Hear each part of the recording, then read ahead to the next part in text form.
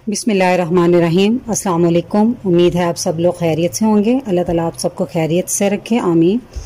आज मैं जो अपने किचन में रेसिपी बना रही हूँ तो मैं दूध सेवइयों की खीर है, तो उसमें मैं जो चीज़ें ले रही हूँ, ये बारीक सेवइयाँ मैंने ली 1 प्याली, 3 टेबलस्पून मैंने लिए मिल्क पाउडर के, ये 3-4 कप मैंने लिए चीनी, और 4 इलायचियाँ लिए, 2 टेबलस्पून मैंने किशमिश लिए, और 2 ही टेबलस्पून भरकर मैंने खोपरा लिया, इसको भिगोकर मैंने पानी में फिर काटा है, और 2 ही टेबलस्पून मैंने बादाम लिए। कह लें ये 10-12 गरियाँ, ये मोटी वाली थी, उनको भिगोकर अच्छे से मैंने इस तरह काट लिया। तो अब हम, और दूध मैंने 1 लीटर लिया जो कि चूल्हे पर रखा हुआ है, वो उबल रहा है। अगर आपने मेरे चैनल अभी तक सब्सक्राइब नहीं किया तो रेड बटन को दबाएं और साथ घंटी के निशान को दबाना मत भूलें, ताकि मेरी हर नई वीडियो सबसे पहले आप तक पहुंचे। ये 1 लीटर दूध है, नॉर्मल घर वाला दूध है। तो इसमें मैं अपना वो 4 इलायचियाँ मैं डाल दूँगी। आप चाहे इसको खोल के डाल लें, लेकिन मैंने इसको बंद ही डाले हैं। इसकी जगह आप इलायची पाउडर भी यूज़ कर सकते हैं। और ये मैंने साथ ही सेवइयाँ भी डाल दी। तो अब हमने इसको तब तक पकाना है जब तक ये खीर की शक्ल ना इख्तियार कर लें। सेवइयाँ हमारी पकनी शुरू हो गई हैं, देखें उबाला आ रहा है। इसको दरमियानी आंच पे ऐसे ही पकने देनी है। देखिए हमारी सेवइयाँ अब वो ठीक होना शुरू हो गई हैं। तो अब मैं इसमें जो मैंने आपको मिल्क पाउडर बताया था ना, उसमें मैंने 2-3 चम्मच दूध डाल के ना उसको गाढ़ा करके ना, ये देखिए ऐसे, तो मैं अब इसमें डाल दूँगी। ये आपके ऑप्शन है, लेकिन इससे सेवइयों का जायका बहुत मज़ेदार हो जाता है। जैसे इसमें खोया डाला और इसमें खोया रबड़ी फिर डालने की कुछ ज़रूरत नहीं पड़ती।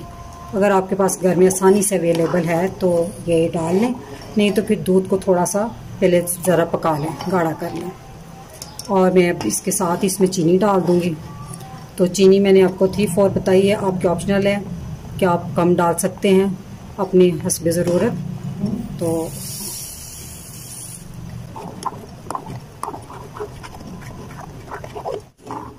सेवइयाँ हमारी पक रही हैं, तकरीबन थोड़ा सा टाइम ही रह गया उसके पकने में। जैसे ये खीर की तरह थिकनेस आनी नज़र आ जाएगी, उसे थोड़ी सी पतली रखनी है, क्योंकि फ्रिज में जाके ये ना ठंडी होने के बाद ये गाढ़ी हो जाती है ज़्यादा। तो उसे थोड़ा सा ना, इससे थोड़ी सी और पक जाए तो फिर हम इसमें अपने ड्राई फ्रूट डाल देंगे।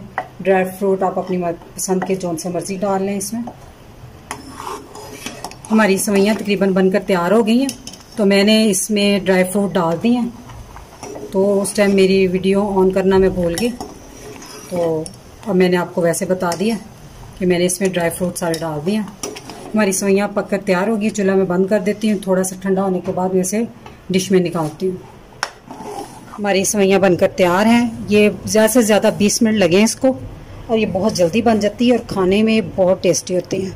तो आप इसे इस दफ़ा ईद के मौके पे बनाएं, चाहे कोई मेहमान आए उस वक्त बनाएं, चाहे आम दिनों में वैसे ही बना लें। ये बहुत टेस्टी और झटपट बनने वाली होती हैं। तो बाकी मैंने थोड़े से बचाए थे, तो मैं उसको गार्निश कर देती हूँ।